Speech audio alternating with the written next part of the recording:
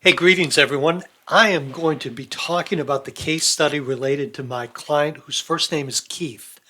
And one of the things that I tend to look at when looking at ACT and the way people use it is really some very simple math. And one of the things I'm talking to Keith about is how to best utilize email.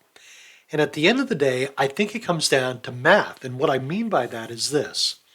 This particular demo database has 5,566, 5,600 contacts. So when I look at someone's database, if they are responsible for everyone in there, one of the questions I'll ask them is, what do you want to do? How do you want to approach them? And if someone says to me, well, I'm going to call all of them, I'll be, okay, how many calls do you think you'll make a day? And someone will tell me, if they say, you know what, I'm going to make 10 calls a day, that's 50 a week. That's a good number. But based on this number of 5,600, it's going to take you more than 100 weeks to call all those people. That's 2 years. So the reality is sometimes when you talk about what you want to accomplish and then just look at some of the numbers, they don't play out. And all of a sudden you got to step back and say, well, let me reevaluate that. So when I look at a database, I want to know how many contacts are there and what the reality of the situation is. More likely with this number of contacts, if you're an individual, my experience has been there's going to be really 4 types of contacts in here that you have to think about from a telemarketing, from an email program kind of approach.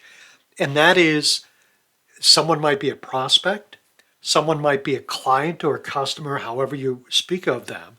But I also think that in my mind, I have 3 types of customers. I have key customers, I have secondary customers, and inactive customers.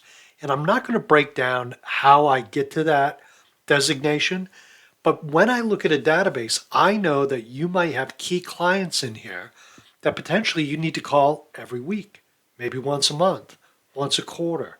And I think the understanding I want you to have of your database is what the numbers play out to be, and give yourself a number. When you look at your database, how many prospects do you have?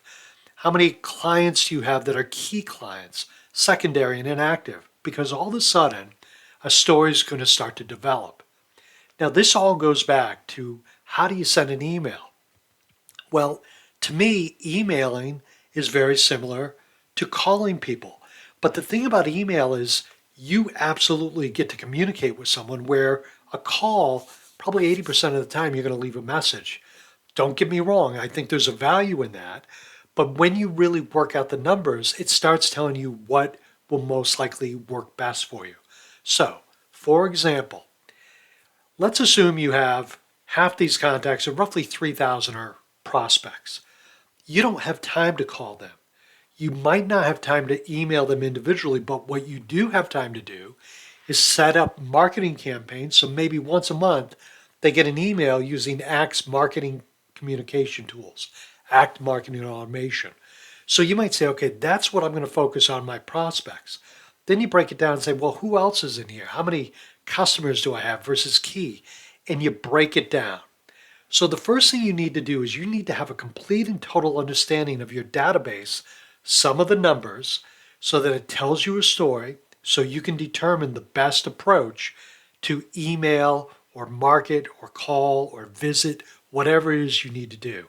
It's a numbers game, and you have to understand the numbers so I can best advise you on the next step.